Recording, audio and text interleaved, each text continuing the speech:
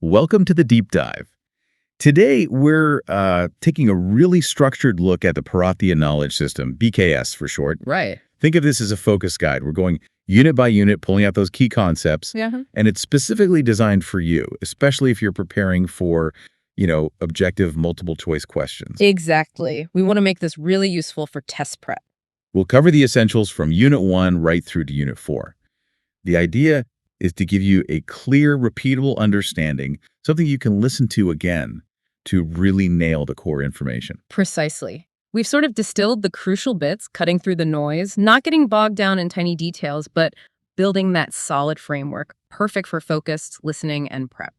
Okay, let's dive straight in then. Unit 1, the genesis of the Parathia Knowledge System. We're starting way back with the early Harappan civilization. The timeline's important here, right? Absolutely. It really sets the scene. You've got the formative or early Harappan phase, roughly 6,000 to 2,600 BCE. Wow, that's a long time. It is. Then the main Harappan civilization itself, that's about 2,600 to 1,900 BCE. Okay. And finally, the late Harappan period, running from around 1,900 to 1,500 BCE. Got it. And geographically, where are we talking about? Where did this all start? Primarily in the northwest and western parts of the Indian subcontinent. Think about the Gagar Basin, often linked with the ancient Saraswati River. Right, I've heard that connection. Yeah, and key early sites like Farana, Farmana, Jirawad, Kunal, these places are crucial. And our understanding of how it all began, that's changed a bit over time, hasn't it? Oh, definitely. The older idea, the diffusion model. That things came from the West. Exactly. Agriculture technology, the idea was it diffused inwards. But later discoveries, well, they really discredit that now. So what's the current thinking? The evidence points strongly towards independent development within the northwestern subcontinent. It had, ecological advantages, great natural resources, a strategic location. Makes sense. Plus, a relatively stable and favorable climate back then was likely a huge factor in letting these early communities really take root and grow on their own. It shows a real indigenous sophistication. So during that early Harappan phase, what were the key developments we should really focus on for, understanding the basics? Well, you see a clear evolution in settlements. They start small, kind of spread out, but then grow into larger, more complex, more organized communities. Okay, more social organization. Right. And craft production really takes off. Pottery, making beads, better tools. It shows they were getting really good with materials and technology. And importantly, it wasn't uniform. You see regional differences popping up, distinct cultural traits in places like Rangpur and Rajdi down in Gujarat, or Perak over in Balochistan. Interesting. So diversity right from the start. Definitely. Now, shifting gears slightly, the cosmological framework. This idea of cyclic time seems pretty central in ancient Indian thought. It's absolutely fundamental. You see it woven through major texts like the Mahabharata, the Dharma Shastra of Manu, the Vishnu Purana. So not a linear view of time, like beginning, middle, end. Not really, no. It's about vast repeating cycles. The concept of yugas, these huge cosmic ages or seasons, each with its own character. It deeply shaped how they saw history, existence, everything. Okay, that's a key concept. Now, what about the cultural influence? Ancient India didn't exist in a vacuum. Where did its influence reach? Oh, it reached far and wide. To the north, you're looking at Central Asia, even Tibet. Right. Eastward, Southeast Asia felt a huge impact. Think Cambodia, Vietnam, Indonesia, Thailand, Myanmar. Oh. To the west, connections stretched to the Persian Gulf, the Arabian Peninsula, the Maldives, parts of Sri Lanka. And south, again, Sri Lanka and the Maldives. So it wasn't just trade, it was deep cultural exchange. Absolutely. In Southeast Asia, for example, you see Indian scripts being adopted, massive temples built based on Hindu and Buddhist ideas. It shows a really deep level of cultural assimilation. That's incredible. Okay, let's get more specific about the regions within ancient India. 3 major zones mentioned: Northern Mountains, Indo-Gangetic Plain, Peninsula. Starting with the Northern Mountains, more than just a barrier. Much more. Yes, they're a huge physical barrier, but those passes, they were crucial corridors for communication, interaction, movement. You mean passes like the Khyber, Bolan, Gomal, and maybe routes through Swat or the Upper Indus? Exactly. These weren't just little footpaths. They were major trade routes, part of the larger Silk Road network, really. Spices, textiles, precious stones, all sorts of goods move through, connecting the subcontinent outwards and bringing influences in. So vital economic and cultural arteries. So the historical significance goes beyond just trade routes. Oh, absolutely. Think about who used them. Pastoralists moving herds, traders with goods, missionaries spreading faiths like Buddhism, even armies. Plus, people migrated and settled through these passes from Central Asia, Iran, Afghanistan. Controlling these passes meant controlling movement, which was strategically vital. It led to settlements popping up in key areas like the Helmand Valley or down onto the plains. What about the Bolan Pass specifically? Why was that one so important? The Bolan was a key early route connecting the subcontinent to the Sistan region and the Helmand Valley. That basically linked India with northeastern Iran and Central Asia. Okay. So it was crucial for early trade, early migrations. And holding that pass gave whoever controlled it significant regional influence and, control over trade flows. Makes sense. All right, let's head south now to peninsular India. Geographically quite different from the north, right? Very different. It's part of the ancient Gondwana landmass, so it's geologically much, much older than the northern plains, which are formed by river deposits. Oh, yeah. The dominant feature is the Deccan Plateau, this huge plateau bordered by the western and eastern Ghats, those mountain ranges, and the Satpura Range to the north. And the climate and water down there, also unique. Definitely shaped by the monsoon. The Western Ghats are crucial. They intercept the monsoon winds coming off the Arabian Sea, causing massive rainfall on the western side. Right, leads to rainforests there. Exactly. But then you get drier conditions further inland on the plateau. So a huge range of ecosystems, from those rainforests to dry, deciduous forests. And agriculture had to adapt to all that diversity. And historically, culturally, the peninsula is also incredibly rich. Immensely so. It was home to major ancient civilizations and powerful kingdoms. The Cholas, Cheras, Pandyas, Satavahanas, later the Vijayanagar Empire. Big names. Huge names. They all left massive contributions in art, architecture, literature, culture. And the coasts, both west and east, were buzzing with maritime trade, connections with the Roman Empire, Southeast Asia, the Middle East. Very active ports. You mentioned the coasts. Let's look at the western and eastern coasts separately. What characterizes them? Okay, the western coast states like Maharashtra, Goa, Karnataka, Kerala, you've got beaches, natural harbors, estuaries, and those famous backwaters, especially in Kerala. Yeah. The eastern coast, Tamil Nadu, Andhra Pradesh, Odisha, is dominated by the big river deltas. Mahana, Godavari, Krishna, Kaveri, very fertile, great for rice cultivation. And these coastal areas, they have a long maritime history. Absolutely. Going back millennia, the monsoon winds were key. Sailors learned to use them to travel across the Indian Ocean. Ports like Muziris were active for centuries. Wow. Of course, you also had challenges like piracy. The ocean itself gets kind of naturally divided into the Arabian Sea and Bay of Bengal, creating distinct maritime zones. And these sea routes weren't just for goods. They spread ideas, too, like Buddhism traveling south to Sri Lanka. Even the island chains, Lakshadweep and the Maldives, were important outposts on these routes. Okay, shifting focus now to transportation and trade within early India. How did people and goods actually get around this vast, diverse land? They used whatever worked best for the terrain. Animal transport was absolutely key. Oxen, mules, were common workhorses. Right. Elephants in forested areas, camels in the dry zones, and up in the mountains you'd see sheep, goats, even yaks and dizo being used for carrying loads. A whole range. Yeah. Caravans of pack animals, sturdy ox carts for heavier stuff on flatter land. For water crossings, ferries were essential, and they even built temporary boat bridges. Later on, more permanent stone bridges started appearing. Was there any sense of infrastructure development to help this movement? Yes, definitely. Even back in Emperor Ashoka's time, 3rd century BCE, we hear about things like rest houses being built along highways for travelers, wells being dug for water, trees planted for shade. That's quite organized. It is. But the monsoon remained a huge challenge. For several months each year, heavy rains would have made travel very difficult, no matter the infrastructure. And water transport, you mentioned rivers earlier. How important was that? Hugely important, especially for bulky goods. Moving heavy stuff by river was much easier than overland if a navigable river was available. So river ports became key hubs. Absolutely. They were nodal points in the trade network. And they used all sorts of watercraft, simple things like floats, rafts, coracles, dugouts for local use. Uh-huh. And then larger timber boats, plank-built boats that could handle heavier cargo and even undertake sea voyages. Right. Now, let's link this to climate and agriculture. The monsoon seems like the defining element. It really is. The southwest monsoon, June to September, brings the bulk of the rain for most of the subcontinent, crucial for agriculture. And the northeast one later. Yeah, that brings rain to some areas, particularly the southeast coast from December to February. But there are big regional variations in rainfall and humidity, which dictates the vegetation.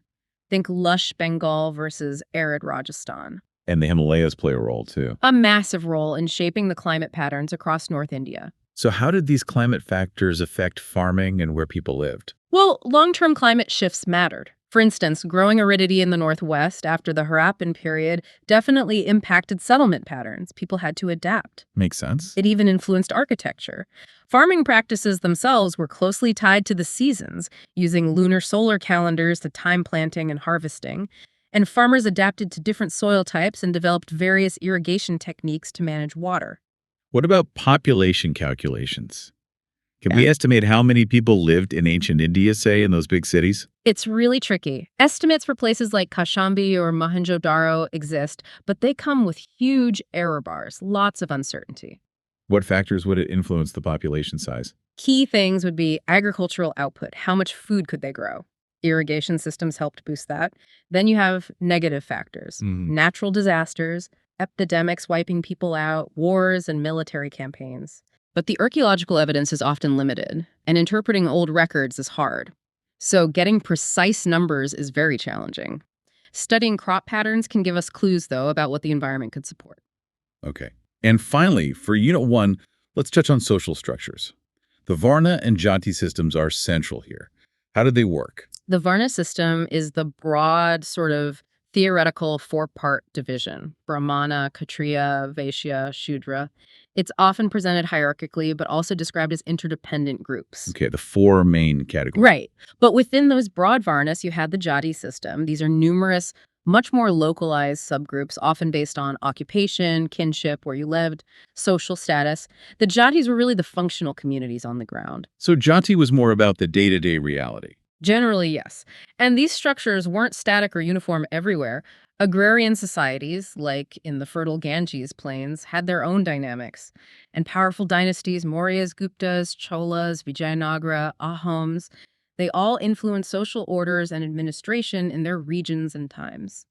It's important to see Varna as the theory and Jati as the more complex lived reality, which itself evolved. Got it. It's a crucial distinction. Okay, moving on now to Unit 2, History of Indian Knowledge System.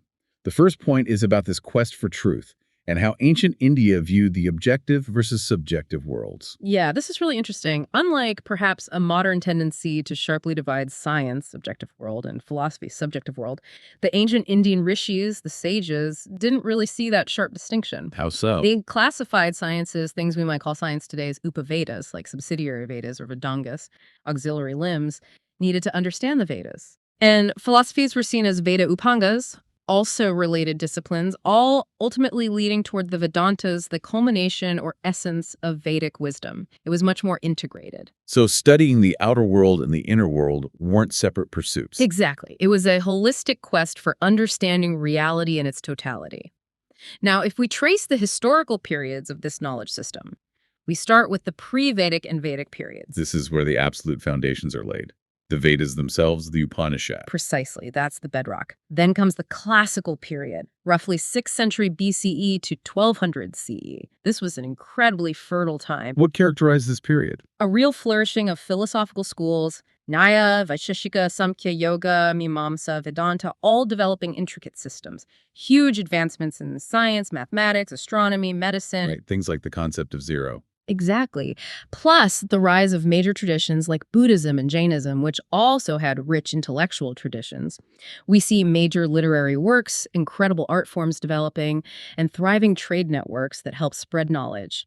A time of diversity and synthesis. Okay, after the classical, we have the medieval period.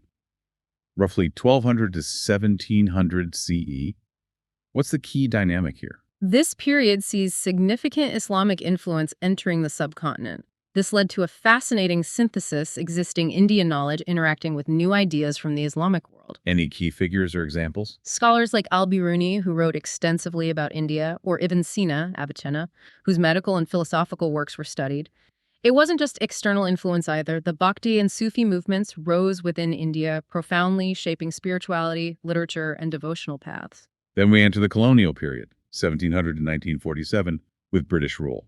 A period of major change for traditional knowledge. A huge shift. Traditional systems were often marginalized, pushed aside by Western education systems promoted by the British. But it wasn't a complete erasure. No, definitely not. You had influential Indian thinkers and reformers, people like Raja Ram Mohan Roy, Swami Vivekananda, actively working to preserve, reinterpret, and revitalize indigenous knowledge, arguing for its value. And at the same time, Western science was being introduced. Right, so you have this complex mix. Modern scientific institutions were established, IIC, precursors to BARC, IITs, IMs, later on laying foundations for modern science and tech in India. But this period was also defined by colonial expansion, economic exploitation, social disruption, and ultimately the rise of the independence movement. Which leads us to the post-independence era, 1947 to now. What's the focus regarding BKS in this period? There's been a conscious effort in independent India to revive and promote traditional knowledge systems. Think of the global rise of yoga and Ayurveda, intricate in traditional farming, environmental wisdom. There's a push to integrate this ancient wisdom with modern science and global knowledge systems, seeing value in both.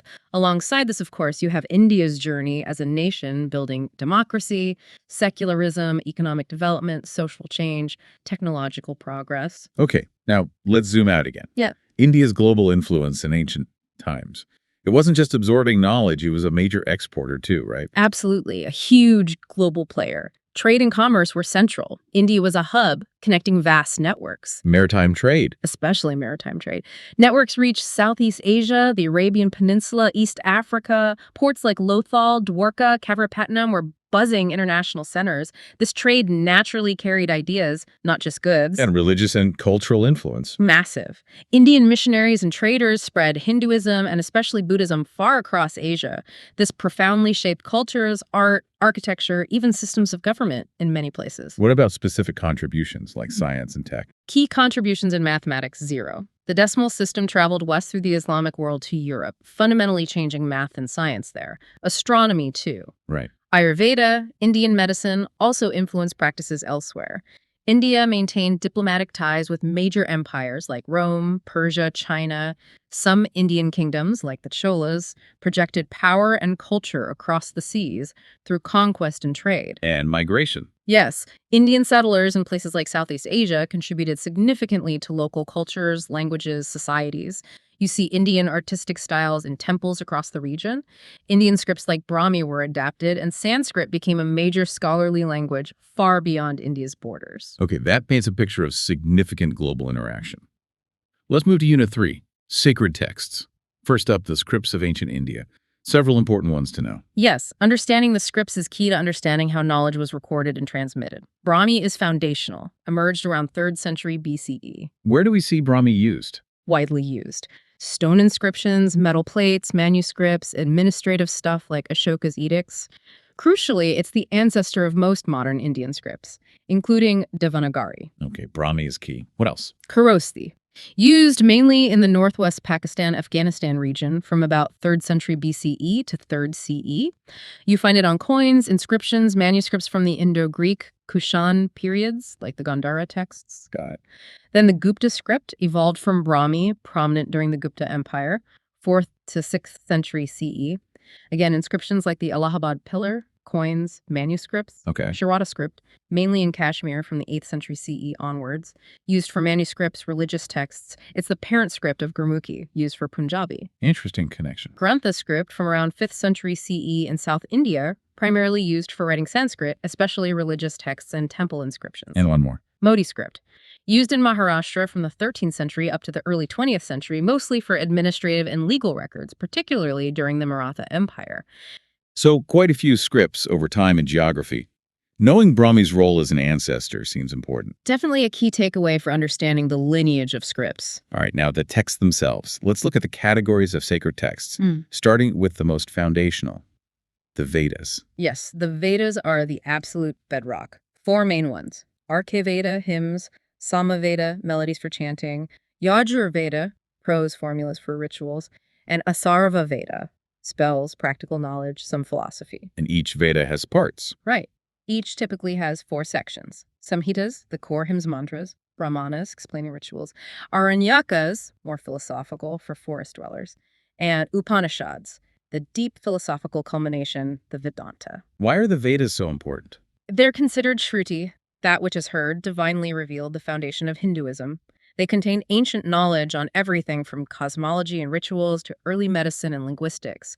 They've profoundly shaped Indian philosophy, religion, culture for millennia. They were preserved incredibly accurately through oral tradition for centuries before being written down. Can you give a quick flavor of each Veda? Sure. Arkeva is the oldest, hymns to deities like Indra, Agni.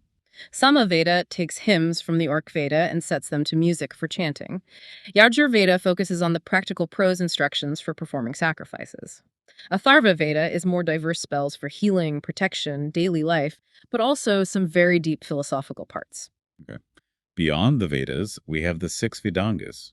What are they? Think of them as auxiliary sciences, essential limbs needed to properly understand and use the Vedas. Like tools for Vedic study. Exactly. There's Shiksha, phonetics, correct pronunciation, Chandas, meter, the rhythm of chants, Vyakarana, grammar, famously Panini's work, Nirukta, etymology, word origins, Kalpa, rules for rituals, and Jyotisha, astronomy, astrology for timing rituals, essential for accurate preservation and application. Got it. Then there are the Smritis. How do they differ from the Vedas, Shruti? Smriti means that which is remembered, so it's considered human-authored tradition inspired by or based on the Shruti, but secondary in authority. What texts fall under Smriti? 3 main categories: Dharma Shastras, law codes like Manusmriti covering duties, ethics, Itihasas, the epics Ramayana and Mahabharata, which are vast repositories of stories, history, philosophy, and Puranas, collections of myths, legends, genealogies, cosmology. So Smritis are more about applying Vedic principles in society. Largely, yes. They evolved over time, reflecting social norms and interpretations. They offer huge insights into ethics, law, social life. But because they evolved, interpretations can vary, and some parts face criticism today, especially regarding social hierarchy. Still, indispensable sources. Okay. There are also other religious texts besides the Hindu ones, right? Definitely. For Buddhism, the key collection is the Tripitaka, the 3 baskets. Sutta Pitaka, Buddha's discourses, Vinaya Pitaka, monastic rules, and Apitama Pitaka, philosophical analysis. And for Jainism? The core texts are the Agamas, containing teachings of the Tirthankras. Important ones include Acharanga Sutra, Sutra Kritanga. There are also key commentaries like the Tattvartha Sutra and various prayers. Let's go back to the Puranas for a moment. You mentioned myths and legends. What else is in them? There are traditionally 18 Mahapuranas, great Puranas, often grouped by the main deity Brahma, Vishnu, or Shiva. Famous ones are Vishnu Purana, Bhagavata Purana, Shiva Purana. They cover a vast range. Creation stories, cosmic cycles, yugas again, genealogies of gods and kings, geography, pilgrimage sites, philosophy. They're like encyclopedias of traditional knowledge wrapped in stories. Ancient and modern at the same time, the nodes say. Exactly. They preserved ancient lore, but were continually retold and reinterpreted, keeping them relevant. And what about Agamas and Tantras? These texts focus more on practical aspects of worship and ritual, particularly within Shaivism, Vaishnavism, and Shaktism.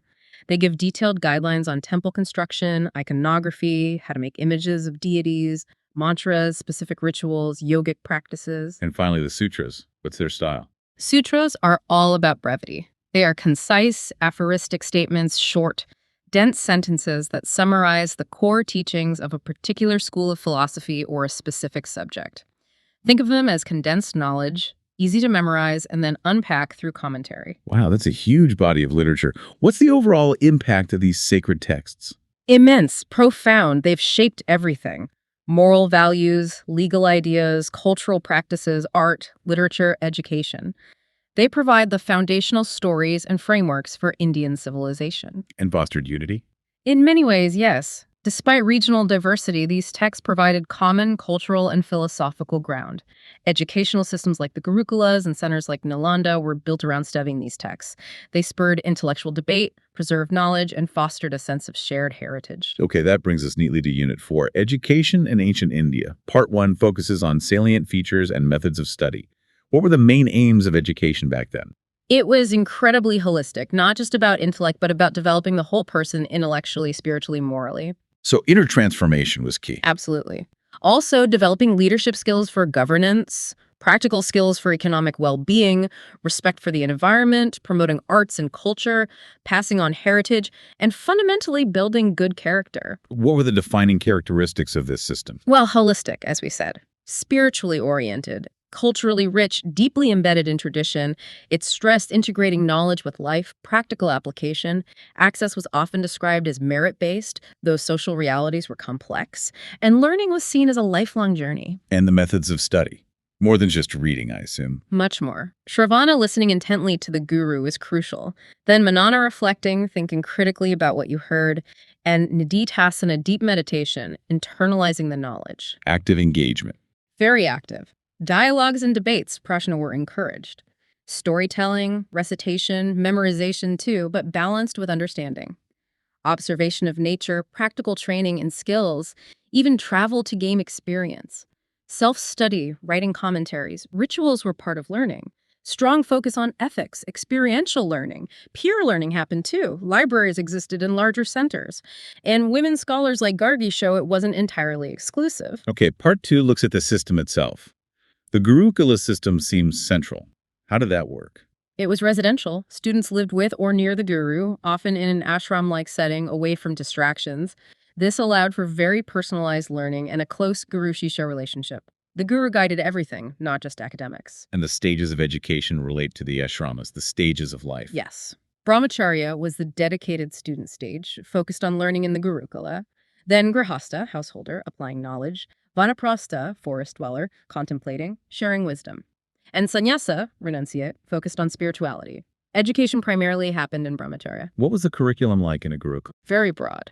Core was Vedic studies, the Vedas, Brahmanas, Aranyakas, Upanishads, plus the Vedangas, phonetics, grammar, etc. Then philosophy, logic, math, astronomy, medicine, Ayurveda, ethics, arts, sometimes military science, statecraft, agriculture, commerce, depended on the guru and student. Besides Gurukulas, there were larger centers of learning, like universities. Exactly. We mentioned Takshashila earlier. Very ancient, wide range of subjects. Nalanda was huge, famous internationally for Buddhist studies, logic, medicine, math.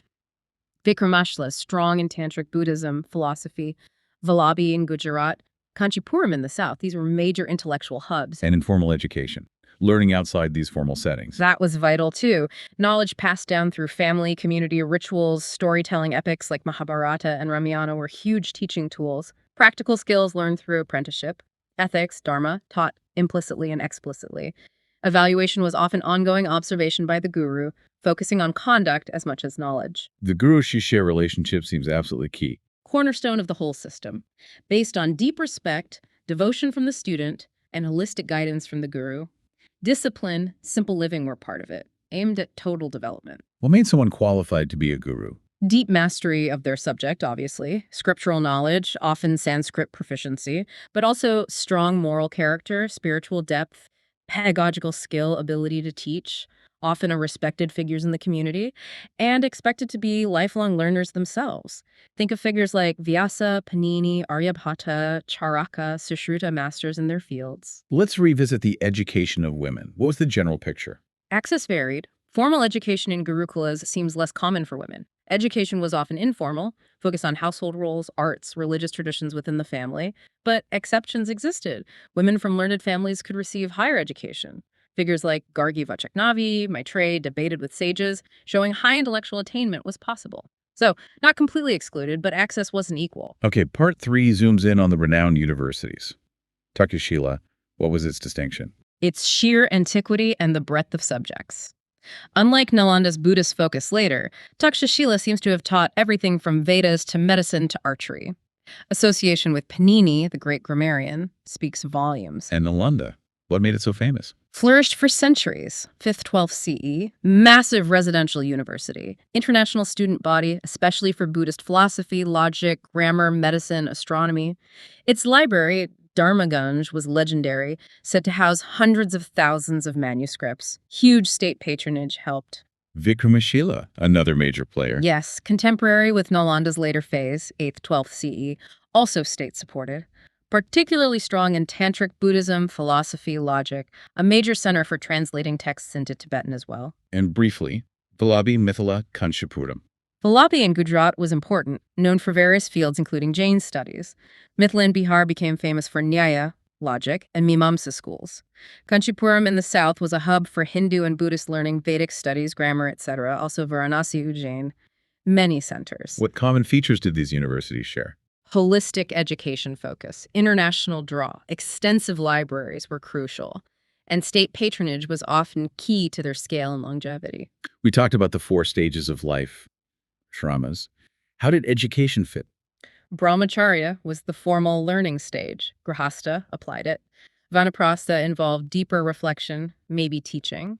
Sannyasa was peak spiritual pursuit, often informed by lifelong learning. Education wasn't just for youth. And evaluation. Yeah. Still focused on the whole person. Yes, ongoing assessment by teachers, looking at character, ethical conduct, not just memorization. How did education contribute to community and social cohesion?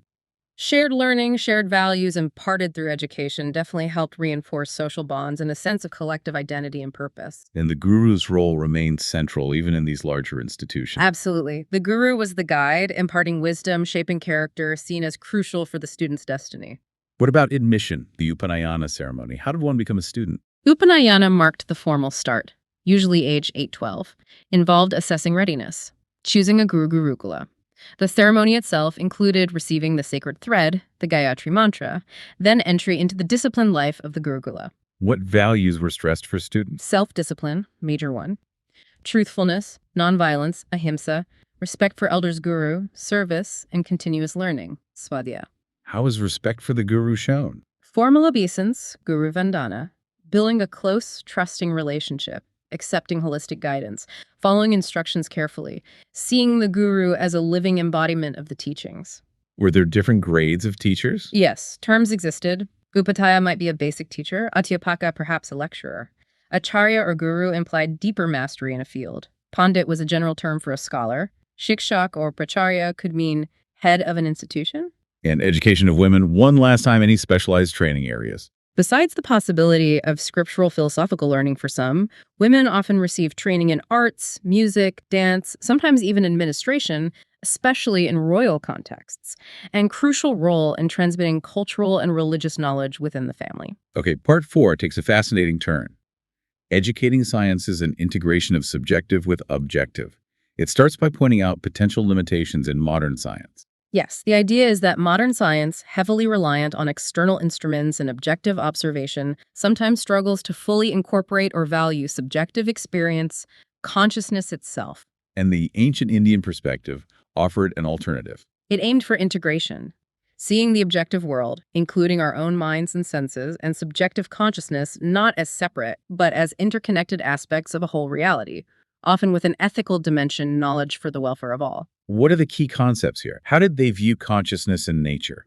Objective nature, prakriti, includes the physical world and our mental sensory faculties. It's dynamic, active.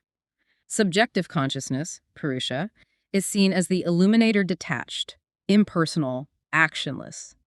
It doesn't do anything. Its essence is knowing or awareness. Pure consciousness is the ultimate ground, totally detached.